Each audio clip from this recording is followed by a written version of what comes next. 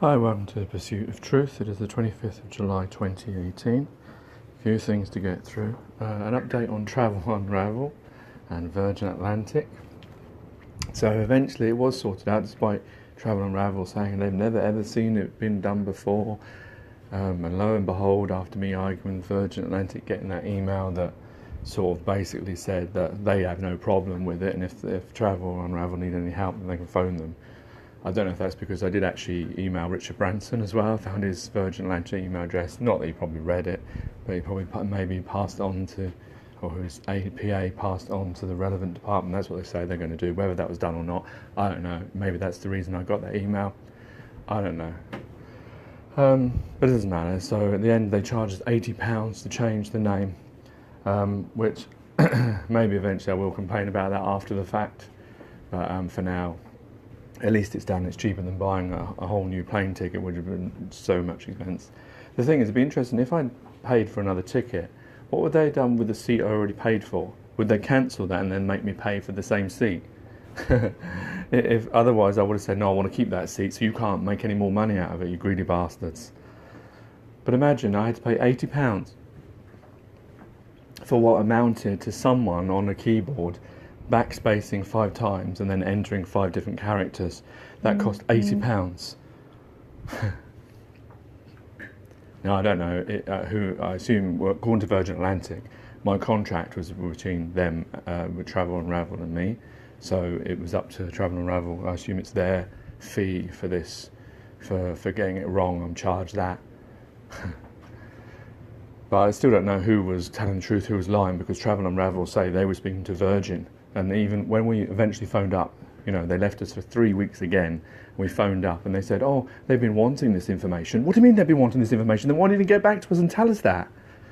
We had to leave a phone call and an email and all sorts of things just to get through. So now it's done, at least. But I wouldn't recommend Travel Unravel personally, because then after that, then suddenly my daughter, my twin daughter, she disappeared from the ticket because I think they'd put her name under my other daughter, that had to do the name change. So that was their mistake. I should have charged them fucking £80 for putting me through that. But it's strange that they were able to make happen straight away. They were able to correct that mistake of no cost at all, which is like re-putting someone on completely, but changing a few characters. That cost me £80. And you see the fraud that is out there, or I suppose fraud is a strong word, but you know what I mean, the tricks, the games that they play. And this is just one example. I'm sure everyone knows examples where they've had to deal with businesses and customer service, and the way that you're charged for doing this and you're doing that. It was the same seat. Who I sit on the bloody seat that I've paid for. I paid for the seat. So why should it really matter changing the name or protocol? Anyway, that's that updated. At least it's done. That's all I'm concerned about now. Let's hope there's no more hiccups. I was listening to Des Sheeps and Eats Live. He's been doing a lot of videos, and he was talking about, I think it was, what was his name?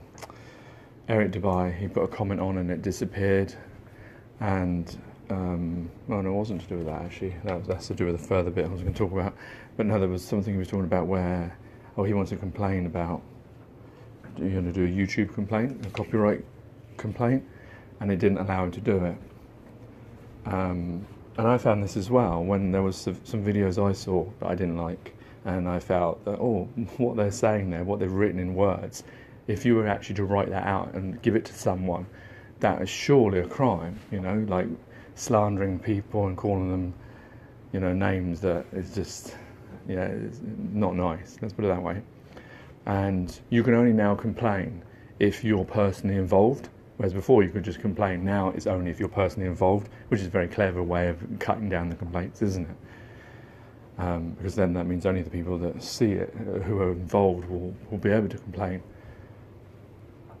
It doesn't work like that on TV or media or press, when anyone can complain once they've witnessed it.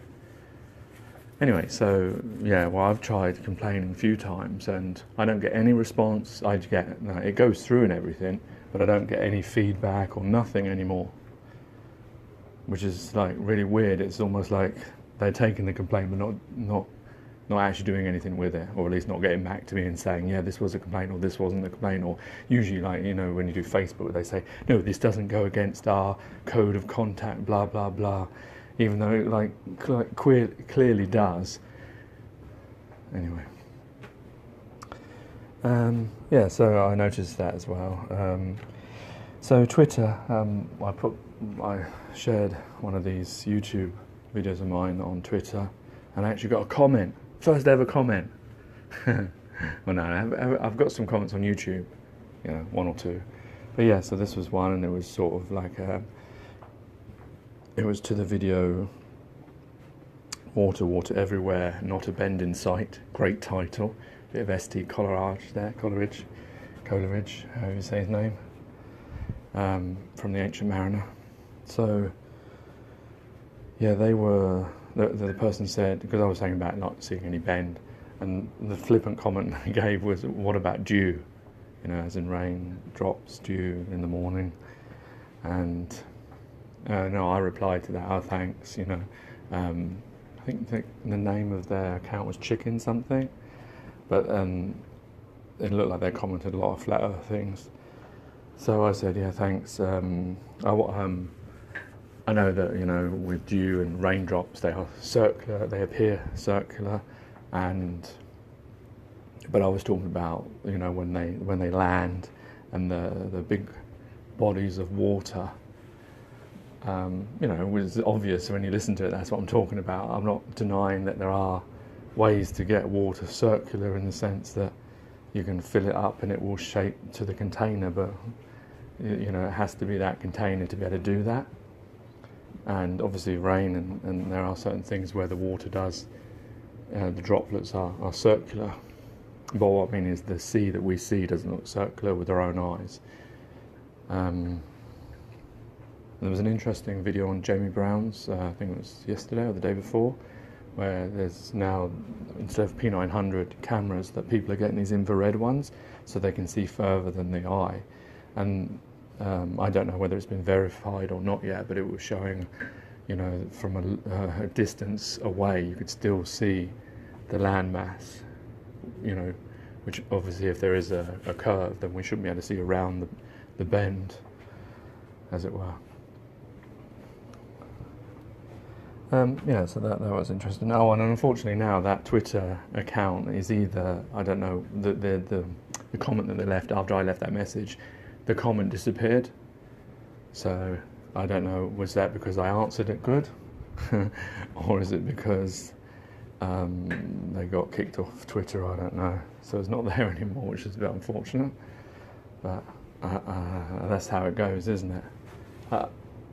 I think that's what links into what Sheeps and Neeps was talking about. Eric Dubai, he put his big spiel, Sheeps and Neeps, Des put a big bit about H2O and his definitions and what he's found out, and he was saying that he couldn't see it there anymore on Eric Dubai's video, which is really weird, because, you know, if someone's come up with all this information and has taken the time to write a big spiel of stuff, and it's interesting and it's, you know, on topic, why would you remove it? I don't understand that. Seems a little bit unusual, let's put it that way.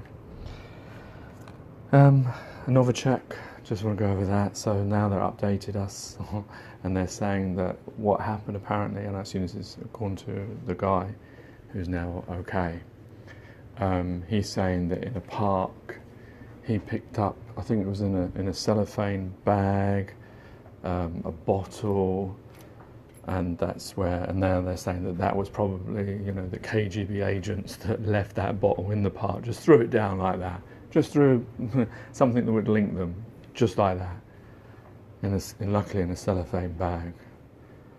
And so, piecing together previous statements, they previously said that the lady who died of it was, the Novichok was it burns were found on her hands and her face, and they were suggesting by that it was perfume, and like you put perfume on your hands and then you tap it on your face like that. Although I think only men do that, isn't it? Unless she sprayed it on her face. That was the assumption that was given across. So you're telling me that a man, yeah, I know they were alleged drug addicts. He went into the park, yeah, and he saw this plastic bag and remember, this is in Wiltshire, in Amesbury, which is next to where the first Novichok against the Skripals happened. So it was only a few months ago, and he would have known the story surely. So he thought that he was going in the park, sees this bag, sees this bottle. I'm assuming this bottle isn't labelled, Yves Saint Laurent or something like that. I don't know. They haven't mentioned. They just said a bottle. They haven't mentioned that it was a perfume bottle, or labelled as a perfume bottle, but it's just a bottle. So it might not even have any label on it at all. But even if it did, and you found it in the park, and you thought, oh, here, darling, have this. And she goes home and then sprays it on herself. And he's standing nearby and he takes the fumes in as well, and then they both end up in the hospital.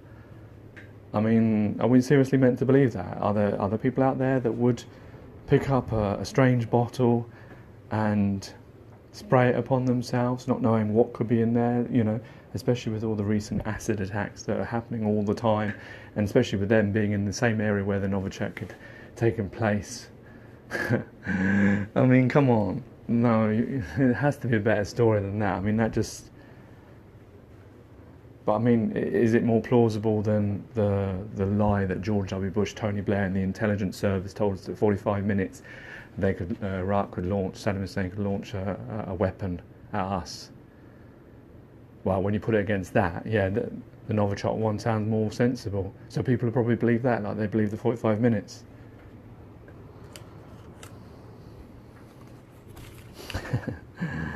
Right, and the other thing I was going to talk about, and I don't know whether I mentioned this before, is this idea, and I was walking out, it's like a very hot day today, and loads of people walking past, and sometimes you see the same people, but you never speak to them, and I was thinking that all the people on the planet and how we are as a species, that we walk past each other, other than if there's an event or something happening, we don't speak to each other, We could be living amongst people for the whole of our lives and never ever know them.